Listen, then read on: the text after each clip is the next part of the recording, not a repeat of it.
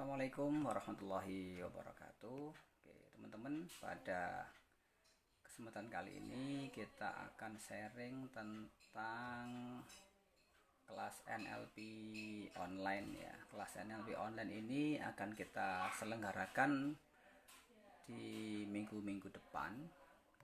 Di minggu-minggu depan kita akan belajar dari kurikulum yang kita gunakan. Standarnya menggunakan kurikulum dari Neo NLP Society. Jadi kita akan belajar NLP dari Neo NLP Society. Materi yang akan kita bagikan adalah materi dari practitioner, master practitioner, dan materi train the trainer NLP. Kita belajarnya ada dua cara, teman-teman. Kita akan belajar secara online melalui streaming yang sudah kita siapkan. Nanti teman-teman tinggal kita kirimkan linknya, kemudian join. Kita akan belajar di sana, kita akan kupas tentang dunia unik dari manusia. Di dunia unik dari manusia ini kita akan kupas sama-sama. Kita akan belajar bagaimana menjadi pribadi yang excellent, pribadi yang unggul, yang kuat. Unggul seperti apa? Unggul karena berbeda dengan teman-teman yang lain. Ada sisi dari keunggulan, bisa kita akan masuk dengan menggunakan pendekatan NLP, yaitu di modeling. Jadi bagaimana kita memodel orang-orang yang expert di satu bidang, apakah di bidang penjualan, di bidang wirausaha, penulisan, atau bidang apapun. Nah, dari NLP ini kita akan belajar, teman-teman, ada sekitar 17 manfaat yang akan teman-teman dapatkan ketika teman-teman belajar NLP, Neuro Linguistic Programming. Secara struktur, apabila kita perhatikan bahwa banyak orang-orang hebat, orang-orang besar yang kalau kita riset mereka belajar NLP, teman-teman. Nah, teman-teman, ketika kita belajar NLP ini, pilihannya kan ada dua, yaitu kita belajar secara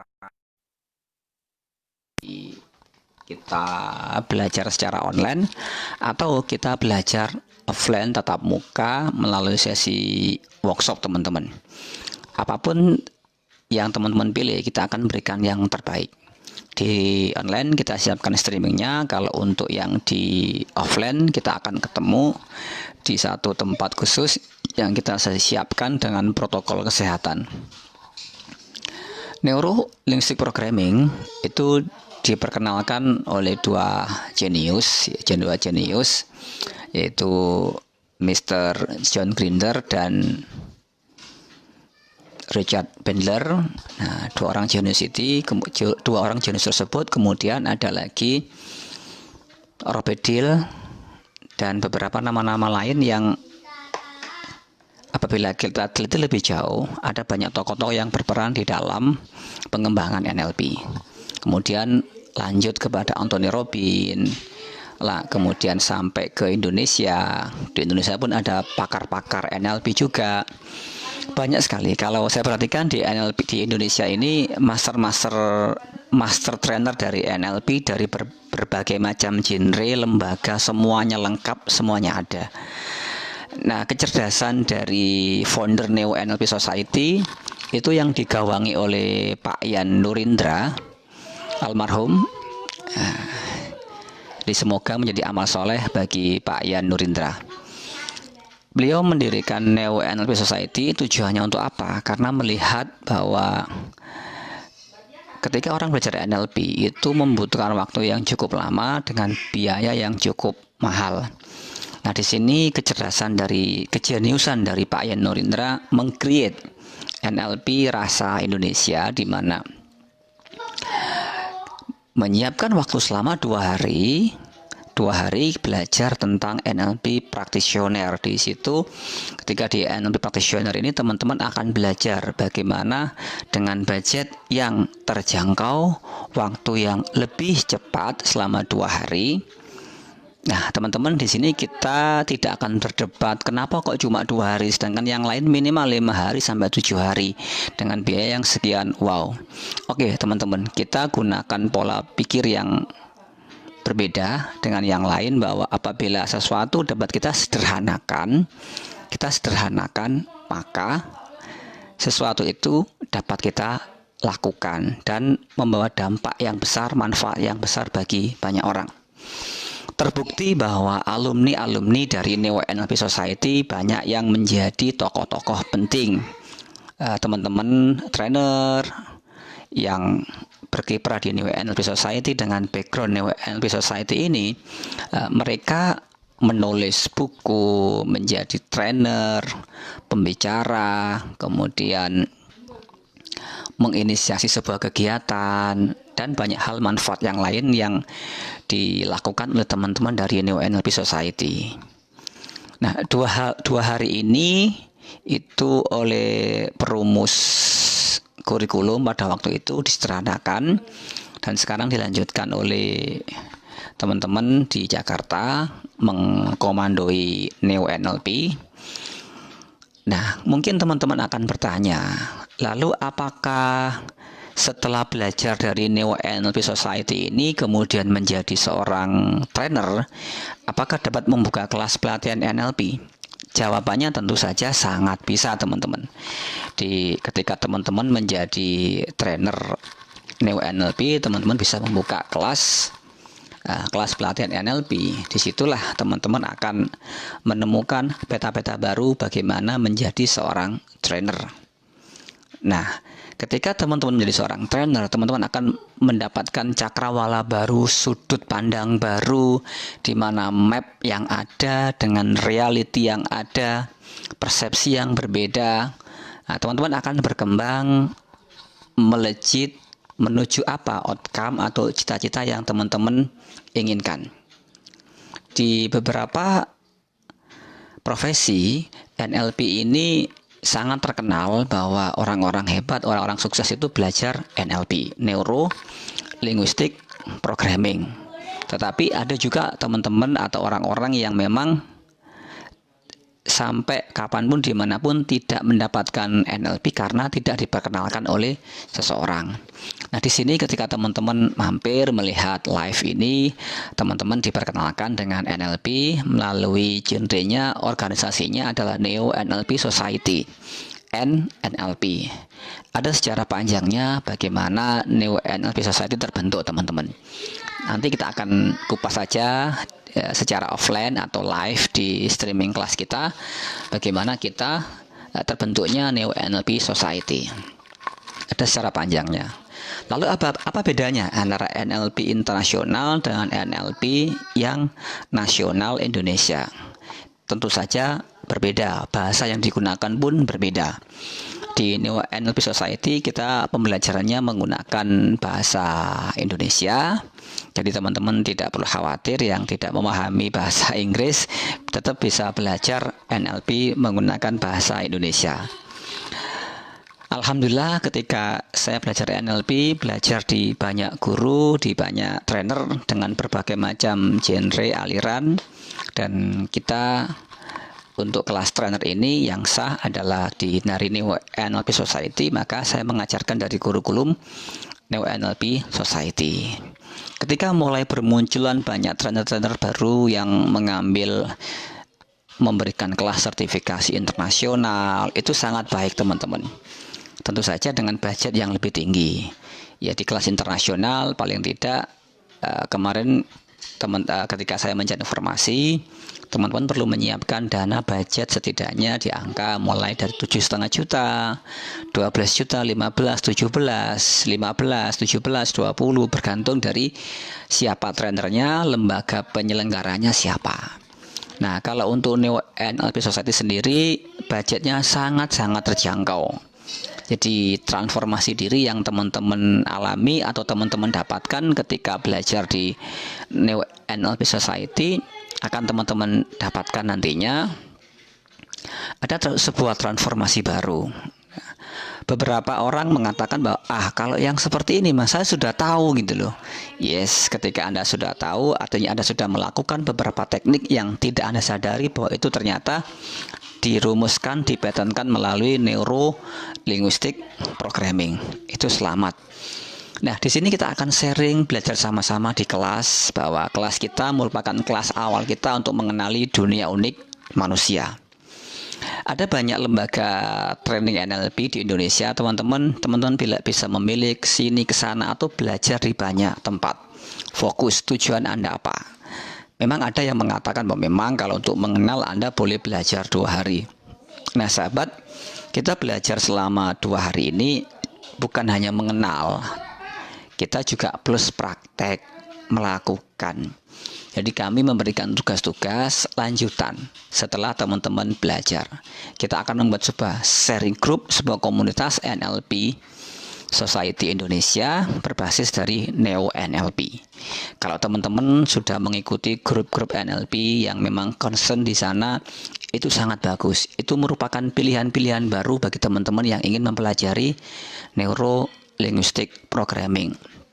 Jadi basis dari memprogram diri kita, memprogram jiwa kita melalui pemilihan bahasa, pemilihan perilaku. Jadi ada peta yang akan kita jelaskan, yang akan kita dapatkan teman-teman. Dan bagi para senior-senior, master, practitioner dari lembaga manapun atau para master di bidang manapun, yuk kita sama-sama saling support, memberikan yang terbaik dari apa yang dapat kita lakukan. Ingat, kita sama-sama memahami bahwa the map is not the territory. Peta bukanlah wilayah. Dan antara peta dan wilayah itu ada sesuatu di situ. Nanti kita akan kupas sama-sama. Dari NLP ini kita akan belajar bagaimana diri kita itu mindfulness, bagaimana kita menyadari diri kita, mulai melihat dari apa yang kita lihat, kita dengar, kita rasakan. Nah, saya yakin teman-teman yang belajar NLP sudah pasti paham hal itu. Kita belajar NLP secara gratis pun ada nggak? Ada. Bahkan saya juga membuat channel YouTube. Di channel YouTube Ilyas Abso, silakan teman-teman cari belajar Neuro Linguistic Programming. Di situ kita berikan materi-materi gratis teman-teman. Nah, di materi-materi NLP itu teman-teman bisa belajar dari internet, dari YouTube, Google, artikel di website, kemudian di Instagram, di mana orang-orang mulai berbagi tentang NLP. Semuanya ada teman-teman. Selanjutnya adalah ketika banyak resource sumber daya yang penting dan gratis, kenapa kita perlu belajar di kelas? Oke teman-teman, kita akan sampaikan bahwa ketika Anda belajar NLP dari seorang trainer, seorang guru yang Anda melihat kapabilitasnya sebagai seorang trainer, maka teman-teman akan mendapatkan namanya sebuah percepatan. Yaitu percepatan di mana ketika kita belajar langsung one on one tatap muka seperti ini, kita akan punya kesempatan untuk mendownload dengan lebih cepat dibanding kita mempelajari sendiri, membaca sendiri, yang hal itu akan membuat kita lebih lama. Apakah hasilnya akan sama? Hasilnya bisa sama, bisa berbeda. Karena apa? Kita perlu tahu bahwa masing-masing orang itu memiliki dunia uniknya tersendiri teman-teman. Keunikan itu nanti kita akan kupas sama-sama, dimulai dari metaprogram, kemudian dari sesuatu yang sudah built-in dalam diri seseorang. Metaprogram teman-teman bisa searching, bisa cari di internet, di online. Ada banyak pasang metaprogram yang kita miliki. Masing-masing gaya dari seorang trainer akan menentukan cara mengajarnya. Nah, kalau kita akan masuk ke metodologi NLP, bagaimana sih cara kita mengajarkan NLP? Di NLP ini saya diajarkan dari Neo NLP Society, maka saya akan kembangkan cara-cara itu ditambah dengan pembelajaran-pembelajaran yang saya dapatkan dari guru-guru yang lain, dari beberapa lembaga-lembaga genre-genre yang berbeda. Nah sahabat, bagi teman-teman yang sudah menjadi seorang master trainer di bidang apapun, di lembaga manapun, tetaplah berbuat baik, say hello kepada orang-orang yang ada mungkin berbeda lembaga dengan kita, berbeda profesi, berbeda sudut pandang, atau berbeda belief dan keyakinan. Itu tidak masalah teman-teman, karena kita tidak pernah tahu dari orang yang mana nanti orang itu akan membantu kita, mensupport kita. Coba kita ingat teman-teman sebuah kisah bagaimana efek jebakan tikus ya.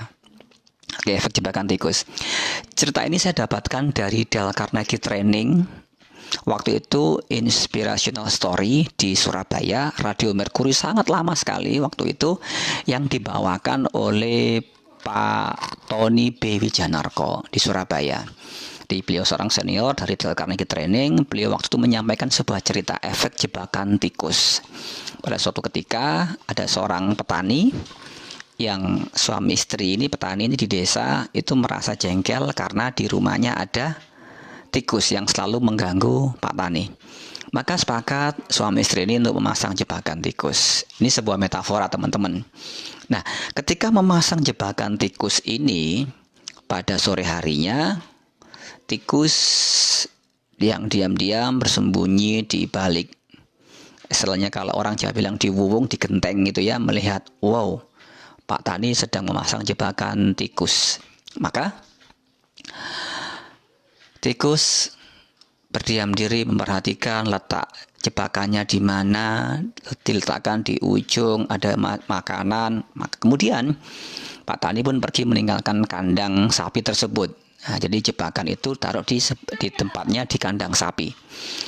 Ketika Pak Tani pergi, tikus pun berlari menuju ayam jago. Wahai ayam jago, aku dalam bahaya ini Pak ayam jago.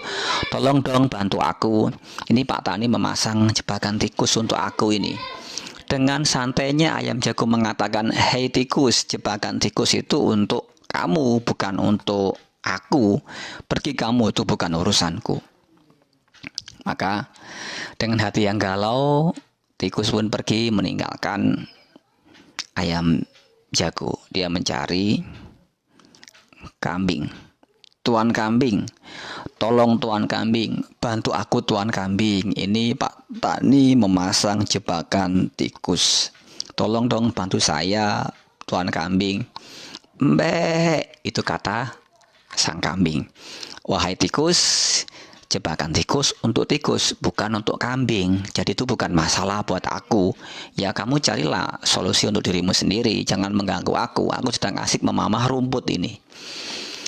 Maka sang tikus pun dengan hati yang lebih galau karena dua makhluk yang ditemui, ayam jago dan kambing, tidak mau menolong. Maka ayam jago pun berharap pada yang ketiga, yaitu hewan yang lebih besar. Dia adalah sapi. Wahai sapi, tolong aku, tolong aku. Pak Tani memasang jebakan tikus buat aku tuan sapi. Nah, sapi dengan santainya bermalas-malasan di tempatnya sambil menikmati rumput, dia berkata bahwa tikus, jebakan tikus itu buat tikus, bukan buat sapi. Aku pun tidak akan memakan makanan yang ada di jebakan tikus, karena itu bukan sapi, aku kan makan rumput. Sudah, kamu gak usah ganggu aku. Pergi sana kamu, tikus. Maka sepanjang hari itu dari sore menuju ke maghrib, tikus termenung duduk dia memandangi jebakan tikus yang ada di pojok kandang sapi tersebut. Maka ketika Isya datang sekitar pukul 7 malam, tiba-tiba terdengar suara yang sangat keras. Jebret! Suara jebakan nutup. Wah, ketika mendengar suara jebakan nutup ini, sang istri petani yang ada di dapur berdekatan dengan kandang sapi tersebut berlari menuju ke kandang. Yes, iya, akhirnya aku bisa menangkap tikus yang mengganggu ini. Tetapi ketika dia memasuki kandang sapi tersebut dalam suasana yang agak temaram, dia tidak tahu yang terjebak itu bukanlah tikus, tetapi seekor ular yang sedang mencari tikus. Ketika mendekat akan mengangkat jebakan itu, ular itu pun melalui sela-sela jebakan tadi mematuk tangan dari sang istri petani. Maka istri petani berteriak, "Au, tolong!" Pingsan di sana. Sang petani atau suami dari istri tersebut ketika mendengar teriakan minta tolong, dia pun berlari ke belakang, berlari menuju ke belakang. Dia melihat seekor ular yang terjebak di dalam jebakan tikus dan telah mematuk istrinya. Maka Pak Tani mengambil kayu, membunuh ular tersebut dan membawa istrinya ke ruang tengah. Maka seketika Pak Tani pun mencari bantuan untuk mengobatkan istrinya. Nah, malam hari itu juga Pak Tani mendatangi seorang tabib. Nah, seorang tabib di desa mengatakan bahwa, "Oke, Bapak, istri Anda telah terkena racun ular. Obat dari racun ular ini sudah saya berikan di sini, dan untuk mempercepat kesembuhannya, Bapak buatlah sup ayam. Sup ayam jago, ayam jantan." "Baik, Bapak." Nah, Pak Tani pun membawa istrinya pulang ke rumah, dan ketika pulang ke rumah esok paginya, Pak Tani mengambil golok, menangkap ayam jagonya dan memotong lehernya. Dibuatlah sup ayam jago untuk mensupport istrinya agar cepat pulih. Nah, teman-teman yang berbahagia, yang masih setia melihat live kita di sini, saya akan melanjutkan bahwa ini merupakan sebuah kisah. Yang kisah ini menjadi salah satu pattern atau pola dari neuro linguistic programming. Nah, dengan pattern pola seperti ini, kita dapat mempengaruhi diri kita, mempengaruhi orang lain, dan mempengaruhi siapapun yang berinteraksi dengan kita. Saya akan melanjutkan kisah ini, saya akan ceritakan sampai tuntas di sesi pada siang hari ini. Oke, teman-teman. Setelah Pak Tani memotong ayam jago tersebut, menyuapkan ke istrinya, memasaknya menjadi sup yang sangat nikmat. Nah, hari itu ayam jago mati menjadi sup. Tetapi semakin bertambah hari keadaan istri Pak Tani belumlah membaik. Ketika belum membaik, di hari ke-7 istrinya pun meninggal dunia. Nah, ketika meninggal inilah Pak Tani sangat bersedih hati setelah mengubur istrinya. Hari-hari berlalu. Nah, ternyata di desa itu ada sebuah tradisi di hari tertentu setelah, sebutlah hari ke-7, mendoakan istrinya yang meninggal. Nah, ketika mendoakan istri yang meninggal ini, Pak Tani didatangi tetangga kanan kiri, bahkan satu kampung, karena Pak Tani terkenal orang yang sangat baik hati. Nah, untuk menjamu orang sekampung ini, mau tidak mau Pak Tani akan memotong kambingnya, sehingga 7 hari setelah istrinya meninggal, kambing pun dipotong. Matilah kambing tersebut. Terus cerita berlanjut. Hari ke-40 ada momen di mana mendoakan istrinya di hari 40 ini, maka saudara-saudara jauh dari istri dan suami petani ini yang dari luar kota itu berdatangan untuk memberikan doa, mengucapkan bela sungkawa di hari ke-40. Maka ketika Pak Tani mengetahui orang-orang yang bersimpati yang akan datang di hari ke-40 untuk mendoakan istrinya, Pak Tani menyembelih sapinya. Tujuannya untuk apa? Mensupport orang-orang yang datang. Nah, teman-teman, singkat cerita, saya close ceritanya sampai di sini, bahwa Pak Tani, istrinya, ular, tikus, sapi, kambing, dan ayam itu. Nah, teman-teman, kisah ini bermula, ini sebuah kisah metafora, sebuah cerita bahwa ketika ada seekor tikus yang berteriak-teriak meminta tolong kepada ayam, kepada sapi dan kambing, tapi tidak ada yang menolong. Akibatnya apa? Tikus yang meminta tolong dia selamat, tetapi tikusnya selamat, tetapi orang-orang yang dia keluh kesahkan tidak ada yang selamat. Dia curhat ke ayam, tidak membantu, ayamnya mati. Curhat kepada kambing, kambingnya mati. Curhat kepada sapi, karena sapi nggak membantu, sapinya juga mati. Yang memasang jebakan tikus, istri Pak Tani, juga meninggal. Ular yang mencari tikus juga meninggal. Artinya apa? satu kejadian, satu kesulitan ketika kita tidak berusaha membantu atau menolong, maka kesulitan itu yang datang kepada kita dapat berimbas kepada kita. Saya teringat dengan pesan guru saya bahwa kebakaran yang paling berbahaya adalah kebakaran rumah yang ada di samping rumah kita. Kenapa bahaya? Karena kebakaran di samping rumah apabila tidak kita bereskan itu akan menjalar ke rumah kita. Itu teman-teman. Nah, teman-teman, itu merupakan satu rangkaian cerita di mana kita sampaikan tentang fenomena cerita itu ada di NLP. Mungkin kita akan kupas hal ini di materi Master Practitioner ya. Ada nested loop, ada kemudian Picky Patch Principle, cerita dalam cerita, kemudian bagaimana kita menggunakan jembatan untuk bercerita, semuanya ada di Neuro Linguistic Programming. Nah, bagi teman-teman praktisi public speaking, dengan mempelajari Neuro Linguistic Programming, insya Allah akan membantu perform teman-teman menjadi lebih percaya diri.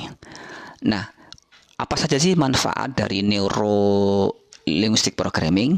Itu sudah saya kupas di video YouTube saya, Ilyas Abso. Silakan teman-teman cari saja NLP Ilyas Abso atau belajar NLP online Ilyas Abso. Nanti ada sekitar 17 manfaat ketika kita belajar Neuro Linguistic Programming.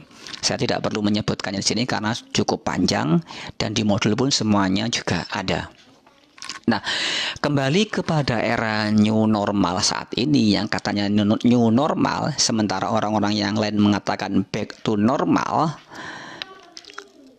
Di sini kita perlu mengambil sebuah sikap, mengambil satu sikap bijaksana. Satu sikap bijaksana dapat kita ambil ketika kita memiliki beberapa presaposisi bisa asumsi-asumsi. Nah, asumsi-asumsi yang memberdayakan kita akan mengambil sebuah asumsi yang membuat kita lebih berdaya, teman-teman. Seperti apa asumsi yang berdaya? Nah, ini asumsi-asumsi ini perlu dimiliki oleh para praktisi NLP, master prac dan trainer, master trainer. Tujuannya untuk apa? Karena kita akan berbicara secara totalitas mengenai Neuro Linguistic Programming. Kita akan mulai dengan definisi NLP. Apa sih NLP itu? Kemudian apa itu presaposisi? Sehingga nanti kita akan masuk ke teknik-teknik NLP. Pemberdayaan diri. Kita belajar tentang limiting belief. Sahabat, saya teringat dengan pesan dari Pak Ian Nurindra yang menyampaikan bahwa NLP itu mudah. Kalau ada orang-orang yang sudah belajar NLP dan hidupnya tidak mudah, ada yang salah dengan cara belajarnya terhadap NLP. Berarti dia tidak memahami NLP dengan sederhana, teman-teman. Oke, teman-teman, itu merupakan sharing kita pada siang hari ini dan alhamdulillah hampir 30 menit saya menyampaikan prolognya. Di sini saya akan menegaskan ulang bahwa minggu depan mulai Senin besok kita akan belajar Neuro Linguistic Programming secara online ya, secara streaming. Untuk teman-teman alumni yang menonton acara ini, nanti ketika ada kelas teman-teman boleh gabung lagi, boleh resit, mengulang, kita akan kupas ya. Jadi kita akan belajar lebih detail, lebih dalam. Kenapa? Pengulangan merupakan induk dari segala pengetahuan. Belajar ulang, teman-teman akan mendapatkan sudut pandang baru yang lebih hebat, sesuatu yang lebih dalam, lebih luas, lebih lebar dibanding sudut pandang yang pertama kali teman-teman mendapatkan.